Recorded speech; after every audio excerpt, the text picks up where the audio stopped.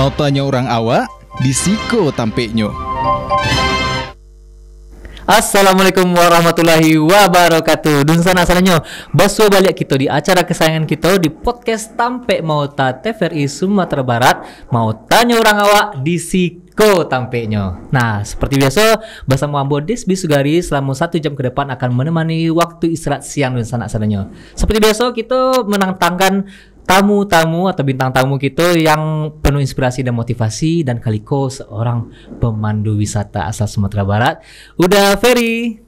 Halo. Halo, udah sehat dah? Alhamdulillah sehat. Alhamdulillah. Iko dari mana tadi Iko? Cukup panjang perjalanan dari Kapatang sampai kini. Wah, dari Batu Sangka sampai ke Bukit Tinggi, lalu tiba di Padang. Karena kita janji tadi kan jam 1:30 harus hadir. Koyok pade. Alhamdulillah. Padat merayap tapi bahagia. Bahagia itu yang penting ada. Ya. Menikmati pekerjaan udah. Alhamdulillah. Memang harus menikmati dan mencintai pekerjaan. Nah itu. Nah, Iko kan berarti udah kuliah-kuliah kok cakupannya Sumatera Barat. Ya. Oke, keliling-keliling Sumatera Barat ya. Seru ada. Alhamdulillah. Nah, itu namanya kerja bahagia. Itu yang kerja bahagia ya. Bekerja dengan kok hobi mana ada? Hobi, profesi, dan ubek panjang semua. Ubek panjang semua. Karena Tios Wanta kecil anak ini kok healing lah ya. Pai ke tampe-tampe wisata yang memanjakan mata lah ya. Mata, pikiran. Betul. Oke. Nah, udah.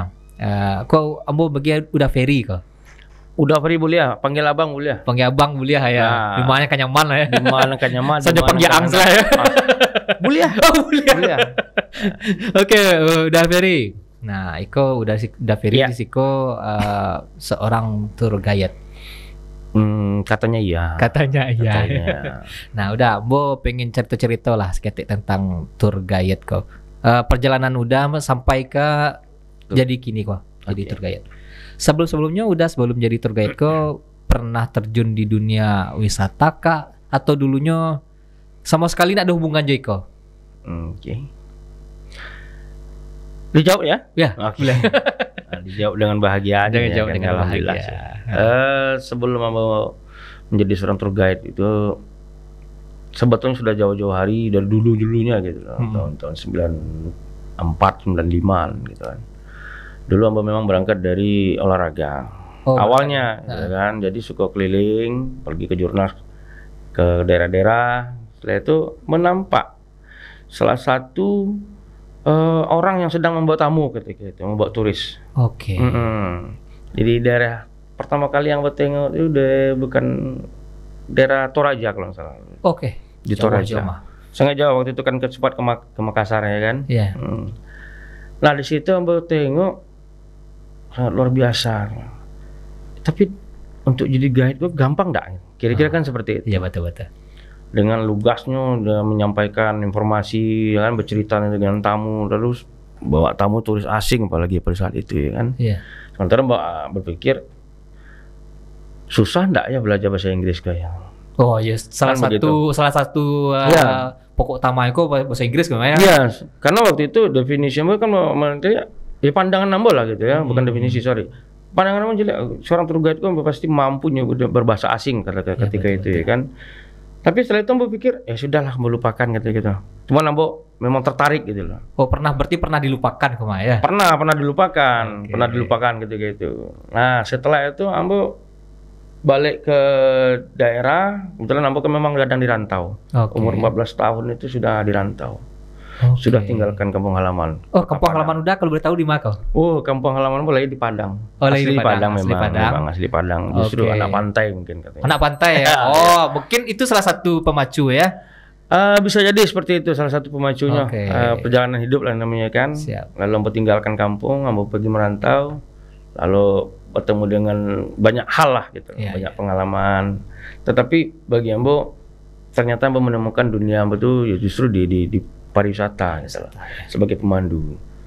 Nah itu mimpi Ambo betul dari dulu tuh Ambo diamkan. Setelah Ambo diamkan tiba-tiba Ambo kembali lagi seolah-olah gitu loh. Jadi seolah-olah Tuhan menunjukkan gitu loh.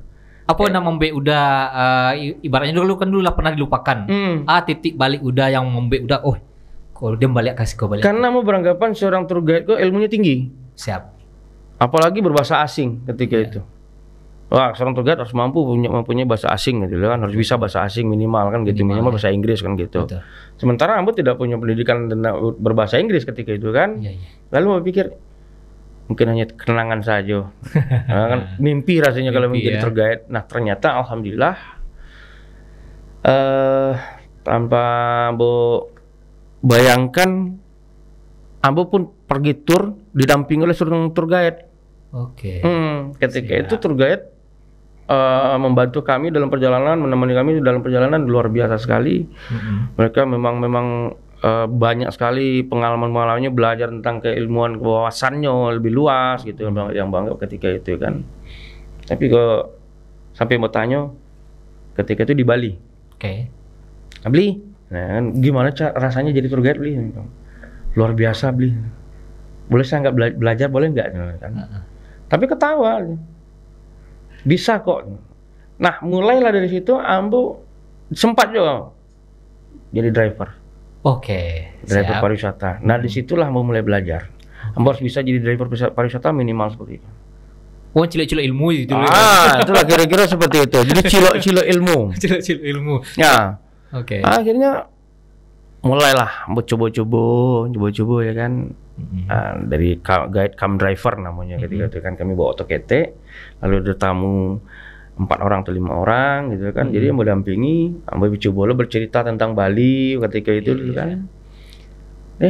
Menarik juga gitu kan. Sampailah Ambo pulang ke kampung.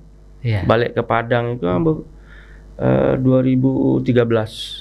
Oke, yang di Bali itu berapa tahun udah? Ambo kalau di Bali cukup lumayan lama ya. Lebih kurang sekitar 29-an lah. Oh, itu lama banget. Berarti dengan 29 tahun di Bali itu udah profesinya sebagai driver saja Kak, atau baru mencoba hal-hal lain? Banyak sih, banyak. Tapi masih berhubungan dengan wisata ya? Berhubungan dengan wisata dan berhubungan dengan olahraga aja.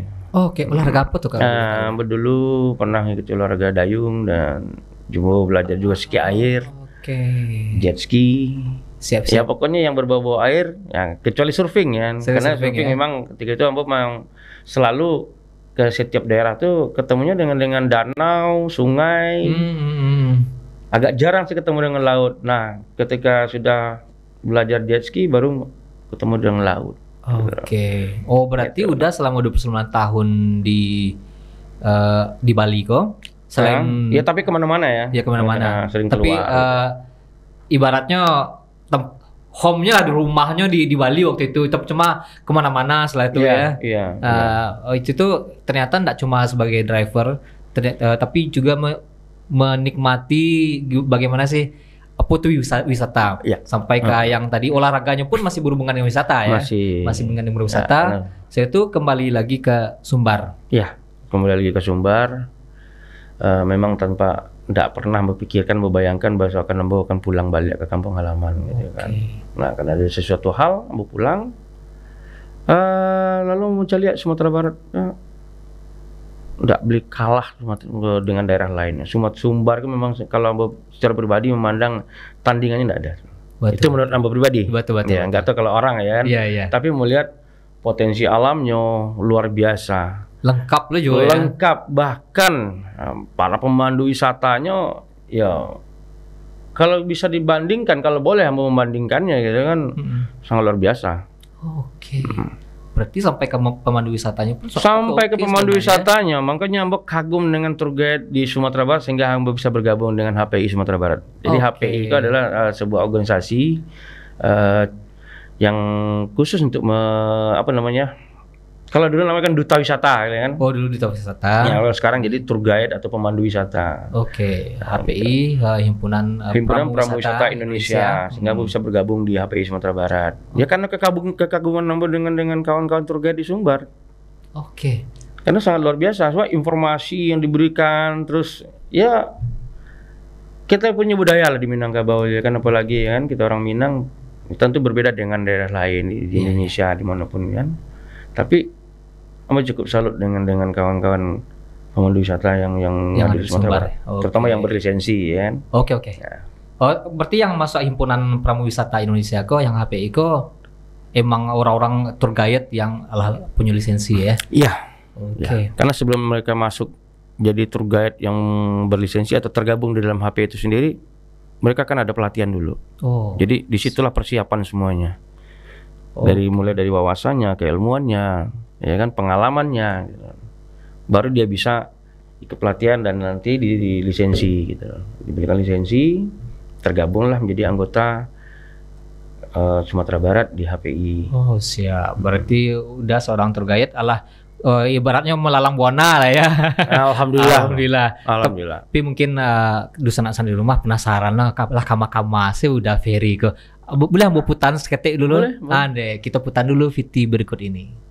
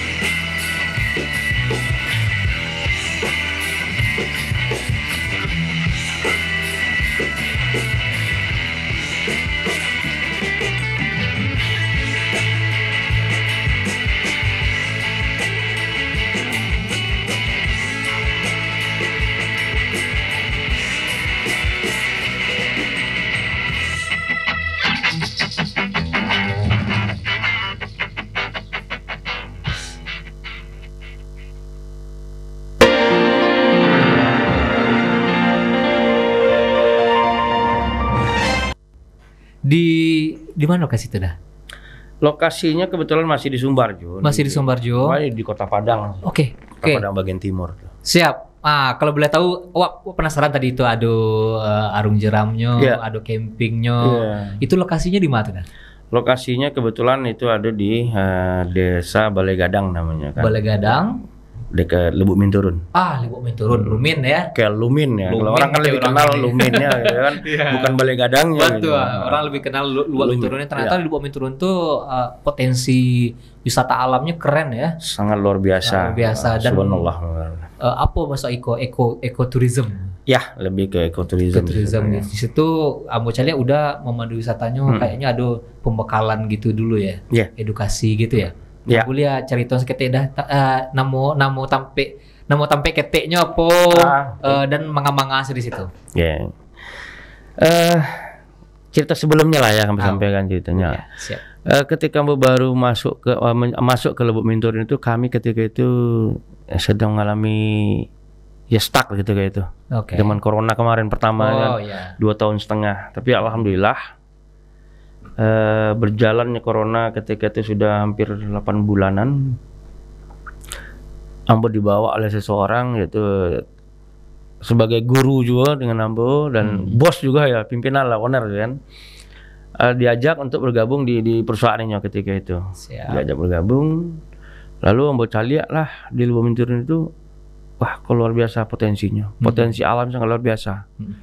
Jadi untuk Kota Padang sendiri itu cukup lengkap, ya kan, objek wisatanya gitu. Tapi ya kita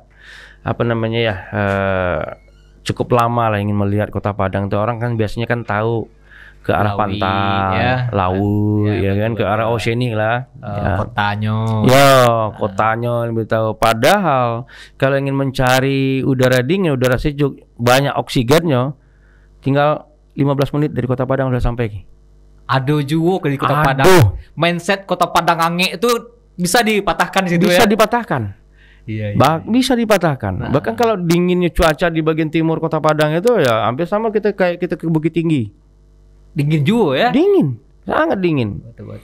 Nah, jadi ya jangan salah ya kalau untuk Kota Padang meskipun ada kata orang kan Kota Padangku panas ya kan. Betul. Angin benar karena udah kayak Lawi. Iya, iya. Tapi bagi orang-orang luar ya, bagi pengunjung yang ingin datang ke Sumbar, khususnya Kota Padang, silakan datang nikmatilah alam bagian timurnya Kota Padang. Iya. Dan itu nyo harus persiapkan, harus pakai jaket. Ya. Sebab ketika mulai masuk ke malam hari, mulai dari jam 6 sore itu sampai malam tuh itu dingin kali. Sangat bisa dingin. hipotermia. Memang harus Ya. pakai APD lah ya. Wah, ya lebih kurang lah seperti itu lah kurang kira-kira ya kan. Nah, mungkin bagi Dusana di rumah yang ada di seluruh Sumatera Barat, yang selama ko mindsetnya Padangko ange, Padangko hanya pantai, ibaratnya kasih kali lihat Padang pantai saja gitu kini bisa dirubah, ternyata ada wisata alamnya yang nggak kalah keren ya dari daerah lain. Ada bisa untuk arung jeram ya, tubing, campingnya keren juga ya. Keren. Nah itu tadi apa namanya tampeknya, keteknya? Kalau tampek keteknya kebetulan kami sedang mengelola satu lokasi yang tidak begitu luas lah tapi cukup lah. Namanya Lembah Hijau Jungle Park. Lembah Hijau Jungle Park. Oke. Ya. Coba ambo nalar seketik dulu. Kok sok-sokan sih dulu. Lembah hijau di situ berarti ada lembah hijaunya kok otomatis perpohonan. Jungle otomatis hutan ya. Oke, park kok taman. Oke, berarti di situ konsepnya adalah wisata alam dan edukasinya ada ya. Oke. Nah, misalnya Ambo dengan kawan pengen kasih tuh, udah yang langsung jadi tour guide-nya. Nah, mangga sih bisa di situ. Kalau misalkannya udah bisa datang ke Lembah Hijau nih, ingin menikmati Lembah Hijau itu, kami akan pandu. Ya kan, karena kebetulan kami berdua. Karena kami sebetulnya Lembah Hijau kan belum buka secara belum grand opening lah. Oke, siap. Tapi karena kita lihat dari animo masyarakat yang ada di Kota Padang, ingin mencari tampek yang baru. Akhirnya mereka boleh nggak kami camping di sini? Boleh. Bahkan sampai Ambo tanyakan, datanglah saja dulu kemari. Jangan hanya sekedar lihat di foto atau video. Jangan dulu tanya harga. Nanti datang ke Lembah Hijau, begitu lihat Lembah Hijau seperti apa, kira-kira tertarik nggak? Mau nggak? Mau ngecamp di sini? Silakan. Penting ada kegiatan dulu, gitu kan? Wah, ternyata mereka menikmati malam harinya, suasananya kan sampai pagi harinya. Bang, Pak, katanya kan, belum pernah kami ngalamin ngelihat, merasakan gitu ya, ngecamp di suasana alam yang seperti ini gitu ya. Karena kita memang di Lembah Hijau itu alhamdulillah diciptakan Tuhan, punya lembah. Ketika kita masuk dari lapangan parkir itu, ngelihat ke bawah itu seperti lembah hijau dengan hamparannya. Terus kita punya hutan ketek yang bekas hutan tua, itu masih kita jago. Dan berikut tanamannya yang banyak, tanaman langkanya masih ada beberapa di situ. Dan konturnya pun memang bertingkat sih. Kita punya lapangan untuk areal camping ground ataupun berkegiatan outbound segala macamnya lah ya kan. Itu ada empat lapangan besar, yang kedua dan yang ketiga sampai yang keempat. Nah, masing-masing itu punya nama. Masing-masing lapangan punya nama. Adalah penamaannya itu ya. Iya. Kalau itu jauh nggak dari kayak yang di situ tuh kayak Ngungun Sao gitu? Dekat. Dekat ke situ. Berarti jenis konturnya tadi itu mirip-mirip Ngungun Sao itu ya? Turun ke bawah dulu gitu ya. Lebih kurang seperti itu. Nah, emang kalau Ambo lihat di sosial media lah ya, sosial media, kecenderungan orang Minang kini kok mungkin hampir seluruh Indonesia ya lah bosan dengan wisata yang modern lah, wisata modern, dan kini lah mulai ke hidden game, tempat-tempat tersembunyi yang belum pernah dieksplor. Apalagi yang Lembah Hijau tadi itu di Ambo sendiri itu baru maksudnya apa sih, ada loh ya namanya Lembah Hijau kini yang baru. Bahkan dengan konsep wisata yang itu tadi di hutan. Ada wisata di hutan, baalo vibes-nya cik-cik enak ini kok, baalo sih suasananya. Nah, itu sendiri di dalam itu alah running baralamu. Sebelum itu kan Gunung Keren opening lah ya. Belum. Kami ini sudah hampir 2 tahunan. Oh, 2 tahunan ya. Oke. Hampir 2 tahunan. Apa kesulitan yang Bang temui di situ? Kesulitan. Kita bicara kesulitan dulu. Kalau Ambo sih tidak pernah memikirkan yang namanya bicara kesulitan sih sebetulnya. Karena kesulitan itu kita tidak ada waktu untuk memikirkan yang sulit ya kan. Betul. Kenapa? Karena mau mencari lembah hijau, ada tambahannya lembah hijau Jungle Park ya. Kalau lembah hijau banyak di Indonesia juga ada beberapa. Siap. Tapi kalau kita bicara kesulitan itu kan bervariatif. Ya kan? Tapi bagi kami khusus memang tidak pernah memikirkan itu. Walau sekalipun sulit gitu kan. Kenapa? Kan selama 2 tahun itu kami menunggu. Kalau orang-orang nggak sabar, ya kan? Mungkin sampai sekarang udah stres rasanya. Iya. Kapan ya mau dikembangkan, kapan mau bukanya lembah hijau kan gitu. Iya. Tapi alhamdulillah kami berangsur-angsur karena apa? Untuk pembangunan itu tuh memang kami harus hati-hati. Iya, betul. Ya kan, walaupun kita sebetulnya ada investor juga yang membantu untuk mengembangkan itu lahan lembah hijau. Tapi kita mau membangun destinasi itu yang berbeda gitu loh. Yang intinya adalah memang kita nggak mau merusak alam karena kita dapat itu tuh memang tanahnya, lahannya, konturnya memang seperti itu, karakternya memang seperti itu. Gitu. Tinggal kita yang memanfaatkan gitu loh. Betul. Nah, ada manfaatnya, ada manfaatnya bagi pengunjung datang ke situ. Yang pertama ucapan terima kasih dari yang hijau di sana, dari hamparan itu. Iya, berterima kasih kepada alam ya. Itu dia. Makanya ya belum kita juga bicara di situ ya mereka sebetulnya sudah teredukasi sebetulnya. Ya. Kalau memang benar-benar menikmati alam yang ada di situ gitu loh. Nah terus ada juga di bagian sungai di bawah itu saya dengan tandem saya teman itu kita coba memberitahukan ke masyarakat. Kita juga tetap selalu berhubungan dengan masyarakat lokal di sana. Dan itu memang tujuan kami karena memang potensi wilayahnya itu sangat luar biasa lah gitu ya kan. Kita juga kemarin itu ada kembangkan namanya wisata tubing. Ini wisata tubing itu selain menikmati airnya, berkegiatan, kalau istilah awaknya basi anyui. Tapi view-nya kiri kanan itu batuan purba yang banyak di situ. Wah, sangat luar biasa. Keren. Nah, ditambah lagi kalau di kawasan sungai itu lokasi tubing itu kita bisa mendengar sayur-sayur. Suara burung, suara siamang, sama halnya dengan di lembah hijau sebetulnya. Sama seputaran lokasi itu inilah tempat terapi sebetulnya kalau terapi ya benar-benar. Ya kan karena anak ini dengan hobinya healing, itu kan healing itu kan mengobati pikiran awak situ gimana ya. Betul. Pengobatan batin ya. Pokoknya galau-galau sih. Cuma kan gitu, Bang. Kalau di luar negeri gitu, di luar negeri itu mindset orang tuh kalau misalnya pergi ke hutan tuh emang kayak menyatu dengan alam, menenangkan pikiran. Kalau di Sumbar atau di Indonesia lah pada umumnya, kalau pergi ke hutan tuh kan hati-hati biko tasapo masih mindsetnya kayak gitu tuh. Kalau di situ sendiri kan ada beberapa ketakutan bagi beberapa wisatawan misalnya yang tadi itu yang takut tersapu lah, mistis. Sabtu takut dengan binatang buas. Nah, itu sendiri biasanya udah mengedukasi. Itu tugas pemandu ya, yang itu sebenarnya termasuk bagian dari wisata minat khusus ya sebetulnya. Kebetulan Ambo sendiri memang tergabung di kepengurusan kepemanduan HPI itu ya di bidang minat khususnya. Jadi memang persiapan seorang tour guide untuk menghandle tamu atau membawa tamu yang arahnya ke hutan ataupun trekking gitu kan, tentu harus dipersiapkan dulu dari tour guide-nya sendiri, mentalnya, secara mental. Dan tour guide itu harus mampu dulu istilahnya ya mempelajari lokasi itu dulu. Kalau kita bicara hutan ya, karena dalam hutan itu apa saja ada gitu kan, apalagi yang namanya tadi tasapo segala macam. Ya kita juga harus percaya dong yang namanya gaib ya. Betul. Dalam agama kita juga percaya itu ada gaib. Ada yang gaib ya. Cuman bagaimana kita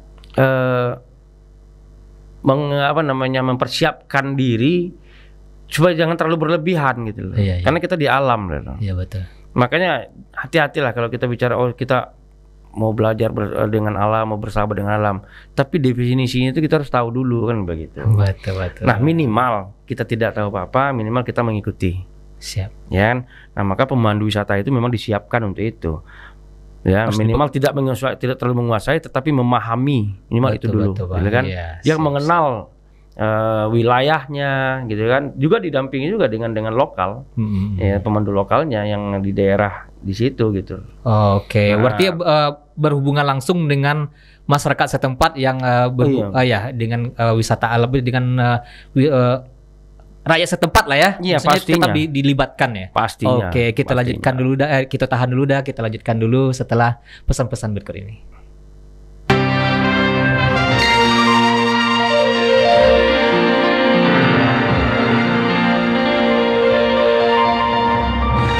Mau tanya orang awak, di Siko tampeknya.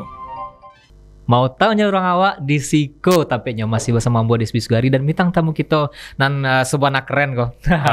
Udah Ferry. Soalnya bintang tamu di TVRI Sumatera Barat kok keren-keren, emang mengedukasi, penuh inspirasi. Yeah. Nah, salah satu udah kok Ambo berterima kasih kepada produser kok lah mengundang-undang buat begitu banyak ada ilmu-ilmu baru yang bisa kita bagikan di Siko untuk anak-anak di rumah pun, apalagi senior lo kan. Nah, tadi berbicara tentang tourism berbicara tentang wisata alam lah tadi ya. Wisata alam, ekoturismnya tadi, bagaimana kita mencintai alam dan tak hanya kita menikmati. Yang nama mencintainya menikmati dan melestarikannya tadi ya. Iya. Nah, itu tadi seperti udah bilang, emang itu jadi pertimbangan yang menjadi sebuah yang perlu diperhatikan juga kan. Nah, dia tadi udah ada camping di lembah hijau, nature jungle park ya, jungle park kan. Di situ hutan, udah memandu wisata. Nah, biasanya untuk pemandu wisata itu sendiri, bagi yang belum tahu ya, apa sih tugas-tugasnya dah? Oke. Sebetulnya banyak sih, beberapa item saja lah yang mau sampaikan ya kan. Sebetulnya untuk informasi ya 180 lebih ya. 180. Itu tugas seorang pemandu wisata sih sebetulnya. Oh, banyak. Ya, ya. Tapi ada beberapa saja. Oke. Minimal ya. Yang pertama tugasnya itulah dia yang seperti saya lakukan lah dulu. Kita melakukannya dulu ketika itu menjemput tamu dari bandara, lalu diantarkan sampai ke hotel. Siap. Sampai inyo selesai nanti kita kembalikan lagi, mereka antarkan ke bandara lagi. Oh, dari datang sampai pergi. Iya. Nah, dalam perjalanan itu ya untuk makan kami yang bantu mereka mempersiapkan segala macamnya. Terus ke destinasi. Berarti itu yang betul kita siapkan. Oke, berarti untuk wisatawan sendiri tahu sanang berarti ya? Ya, lebih kurang seperti itulah. Tahu sandang salah gitu loh. TB gitu ya kan. Nah, tapi memang kita tidak mengurangi ya tugas-tugas gitu loh sebagai pemandu wisata gitu loh. Nah, itulah yang beberapa yang sebetulnya tugas dari pemandu wisata itu sendiri. Ada 180-an ya. 180-an tugas dari pemandu wisata. Salah satunya bukan salah satu, tadi ada beberapa yang udah sampaikan. Dan ada lainnya 180-an. Cigok salah di internet. Cigok salah di internet ya, kan ada standarnya. Tetapi memang ya dari 180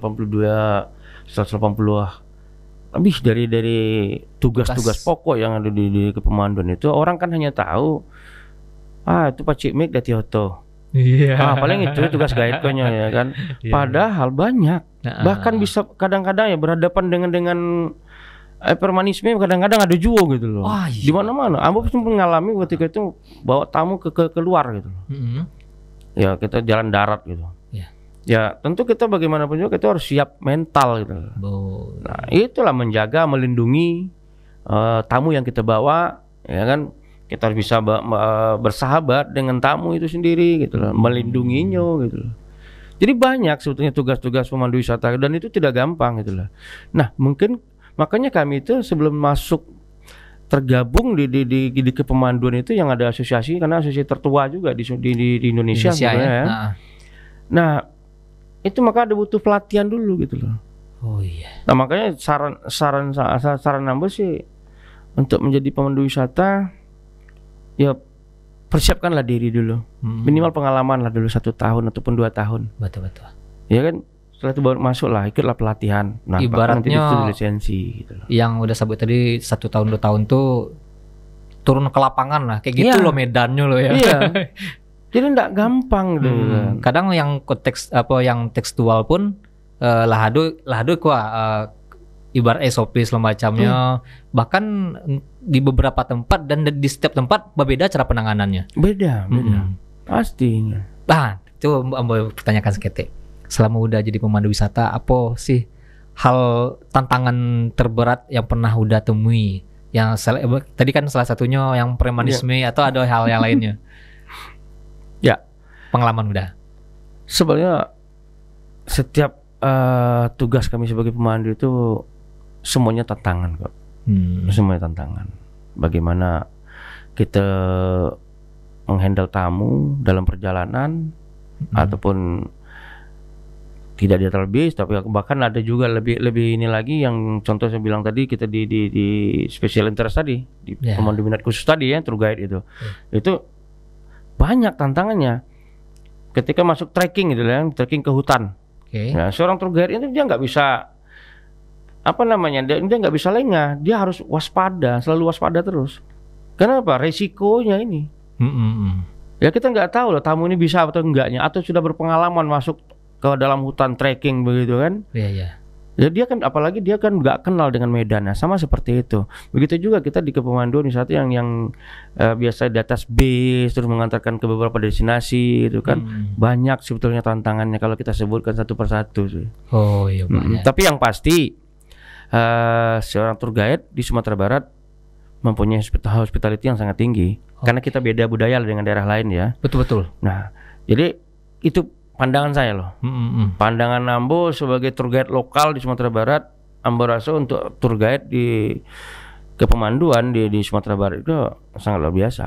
Ambo sangat junjung tinggi kok. Dan enggak kalah lah sama, maksudnya masih bisa bersaing lah sama Bali ya. Kalau kita bersaing sih tidak ada sih sebetulnya. Iya, tapi kan kita kan beda-beda karakter gitu ya kan. Kita beda karakter dan kita punya kemampuan juga kok. Tour guide Sumatera Barat sangat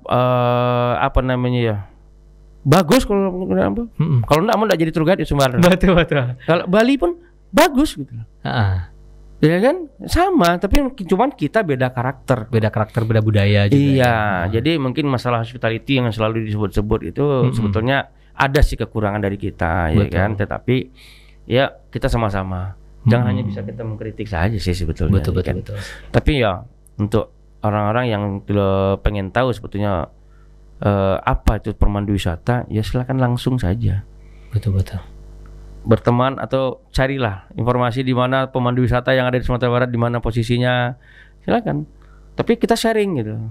Betul. Karena emang tour guide tuh mungkin bagi beberapa orang masih mikir, sana kayak tour guide gitu.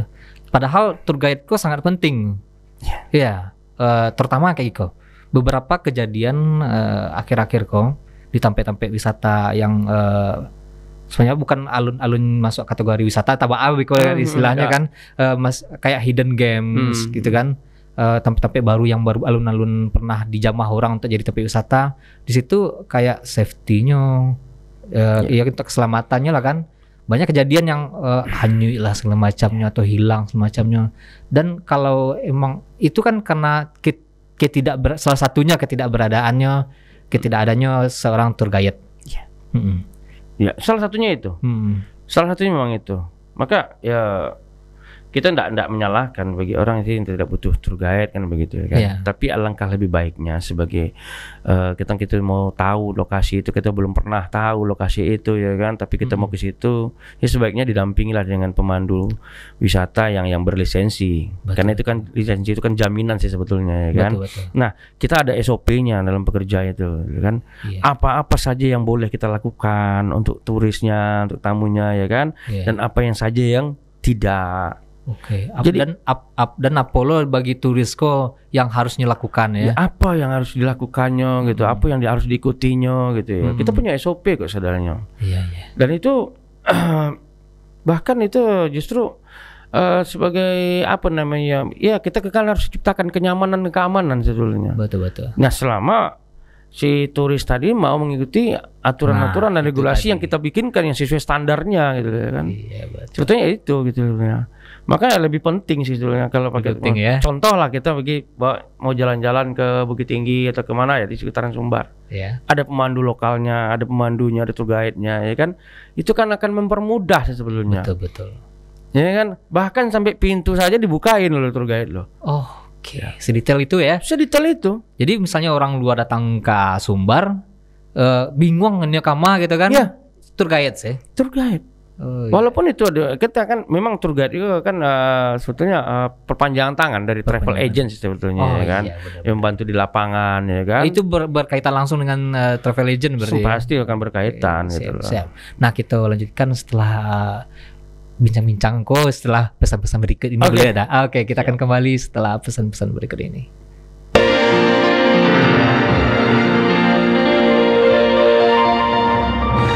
Mau tanya orang awak, di Siko tampeknya. Mau tanya orang awak di Siko tampeknya. Nah, di sana sekadar mengingatkan bahwa podcast Tampek Mau Tako disiarkan setiap hari Senin dan Selasa pukul 2 sampai pukul 3 di TVRI Sumatera Barat. Bisa juga sana tonton live di Instagram, di Facebook dan di YouTube-nya TVRI Sumatera Barat, atau bisa sana download aplikasi TVRI Klik di Play Store atau di App Store. Nah, kita kembali lagi kepada Uda Ferry. Nah, Uda Ferry, ada seketik yang mungkin keluar dari cerita kita seketik tadi. Iya. Ambo-ambo saya lihat tadi video-video Uda di Instagram. Iya. Ada kayak. Ya. Nah, kayak kok mungkin bagi beberapa dusan-dusan di rumah kok istilah baru kok. Kayak apa sih kayak? Bagi yang lu enggak terbiasa dengan wisata air lah gitu. Coba bisa udah cerita seketik. Oke, Iko bahagia banget kalau mendengar kayak. Itu kayak itu sebetulnya orang nggak asing sih kalau untuk di luar ya. Ya, kayak itu diambil dari bahasa Eskimo sebenarnya kiak gitu. Iya, oke. Makanya kayak karena ini memang salah satu alat transportasi ketika zaman itu ya. Oke. Nah, Ambo tertarik dengan bermain kayak atau kano itu sendiri. Ambo dulu ketika Ambo tidak mendayung lagi, Ambo punya cita-cita ingin mengkombinasikan wisata alam gue kok dengan berkayak. Oke. Jadi itu. Kenapa? Ambo ingin melihat keindahan alam sekitar yang ada khususnya untuk Sumatera Barat dulu ya. Oke. Sambil berkayak kita lihat ya betul-betul luar biasa ciptaan Tuhan yang namanya khususnya untuk Sumatera Barat. Maka kita bangga jadi orang Minang, jadi orang Sumatera Barat loh. Apalagi Minangkabaunya. Apalagi Minangkabau. Karena kita punya budaya yang sangat kuat. Siap. Ya, itu pakaian kita ada. Adat itu kan pakaian gitu bagi kita. Betul. Tapi ya mudah-mudahan Ambo punya mimpi itu. Ambo bisa mendatangkan turis lewat konsep Ambo yang namanya kayak camp itu kan sambil ngecamp bermain kayak lalu kita langsung berinteraksi dengan kearifan lokal, dengan budaya setempat, ya kan? Kita bisa kembangkan itu dan kita bisa perlihatkan ke mata orang dunia lah kalau katakan begitu ya kan. Kalau tamunya Eropa, mereka akan tahu gitu loh. Bukan hanya sekedar perairan saja yang kita kenalkan, tetapi di situ juga ada. Kamu berpikir di situ juga ada konservasinya juga ada, ya kan? Kegiatan konservasi juga ada, edukasi juga ada, dan informasi juga ada di situ. Lengkap ya. Lengkap. Nah, Ambo pernah membuat sebuah oret-oret namanya program coretan itu. Ambo dulu masalah ingin mengeksplor yang namanya kawasan Kepulauan Mande gitu lah. Oke. Ya kan? Nah, tadinya sebetulnya banyak sih, ya kan? Bukan hanya Pulau Mande saja atau sekitarnya gitu loh. Banyak di lokasi-lokasi yang ada di Sumatera Barat itu yang sangat bagus yang bisa dilewati dengan kayak. Oke. Nah, mungkin ada di rumah yang tahu apa sih beda kayak sama alat transportasi lain, alat transportasi air lainnya gitu. Oke. Ya. Biar ada gambaran seketik. Iya, kalau Ambo sih lebih spesifiknya menyebutkan kayak, tetapi nama pun panggilan kadang-kadang panggil juga Ferry Kano ya kan. Ferry Kano ya. Kano ya. Kano itu kan bahasa globalnya sebetulnya ya kan. Jadi Kano itu bisa juga dikategorikan beda. Ada beberapa sih kategorinya kan. Kano bisa berdiri, orang makanya berdiri mendayungnya. Karena memang di bentuknya saja udah beda gitu loh. Iya. Bentuknya sudah beda. Kalau orang dulu menggunakan kano itu dari pohon kayu dilobangin. Oh, Masih oke, ingat? oke. Nah, sekarang kan Siap, kedua banyak loh ya, pakai cadia pulo ya kan. Iya, iya. Ini kan itu yang sebenarnya itu banyak disebut orang itu kano gitu. Perahu kete. Ya. Nah, yang bisa cuma dinaiki cuma 2 orang. Nah, tapi kalau untuk olahraga kano kok memakainya berdiri. Jadi kaki lutut itu tuh memang membengkok. Nah, kalau kayak duduk. Belum. Kaki berarti setengah duduk setengah tagak gitu. Iya, setengah duduk setengah tegak. Latih aja mah. Oh, lumayan. Sangat lumayan kalau lumayan. latihannya gitu ya kan. Tapi memang itulah kategorinya memang seperti itu gitu. Iya. Kayak seperti itu, kano seperti itu. Kalau kano duduk. Kalau kano duduk seperti yang banyak kita pakai. Sebetulnya di pantai kan banyak tuh. Iya. Kalau di awak kan bahasa Padang, bahasa Minang itu ada yang sarampu, ya kan? Ada perahu kano pakai cadia gitu kan. Itu bidua. Itu sama sebetulnya itu. Itu orang banyak nyebutkan kano. Oke. Mungkin lebih ke bahasa Inggrisnya mungkin. Lebih ke bahasa Inggrisnya kanonya ya. Yang istilah kayak kok lebih ke yang tadi. Ya, penyebutan dari bahasa Eskimo-nya ya. dulu gitu kan. Kiak. Kiak jadi ya. di kan lagi di Kayak. Nah, gitu. Itu bisa masuk kategori untuk sport ada juga gitu. Aduh. Nah, cuman Ambo ingin menawarkan program itu tuh, membuat sebuah program itu tuh justru siapapun bisa menaiki perahu kayak. Oh, gitu. Siapapun bisa. Ya kan? Karena jika kita tidak memainkan di air deras. Ya. Nah, kalau main di air deras itu beda lagi. Mungkin ke tingkat profesional itu mungkin bisa seperti itu gitu ya kan. Atau mungkin agak flat sedikit gitu ya kan, dari debit airnya, kecepatan air kan gitu. Nah, ini mungkin lebih ke touringnya. Touring di kayak seperti di kemarin saya bikin itu yang di Kepulauan Mande itu ya touring. Siapapun bisa, nggak bisa berenang pun bisa hanya melakukan itu gitu loh. Yang penting ini menikmati alam sekitar dan diberikan informasi. Ambo punya rencana ketika itu karena di Kepulauan Mande itu kan banyak sekali batuan. Iya, benar. Ya, banyak sekali geoset yang ada di situ. Nah, mungkin bukan Ambo lagi yang akan memberikan informasi itu ke tamunya, tetapi Ambo akan melibatkan para ahli geologinya gitu loh. Yang memahami tentang bebatuan gitu. Siap. Nah, karena di Sumbar kok aduh gitu. Itu banyak kok ahli geologi banyak di Sumbar, apalagi yang orang yang terdekat dengan Ambo sendiri gitu loh. Oke. Oh, berarti apakah sebuah kayak tadi atau kiak tadi itu hanya di laut kah atau bisa di perairan lain? Maksudnya kayak di danau, di sungai? Tidak hanya di laut. Di danau bisa, di perairan bakau, hutan bakau juga bisa, malah lebih bagus lagi. Wah, keren. Kan tergantung kita ya kan yang menyediakan kan. Benar. Programnya seperti apa, lokasinya di mana gitu kan. Yang terpenting mereka mendapatkan sesuatu gitu loh. Karena memang kalau untuk di pariwisata itu sebetulnya yang kita jual itu bukan alamnya saja sih sebetulnya. Kalau alam itu laduh. Iya, raso ya.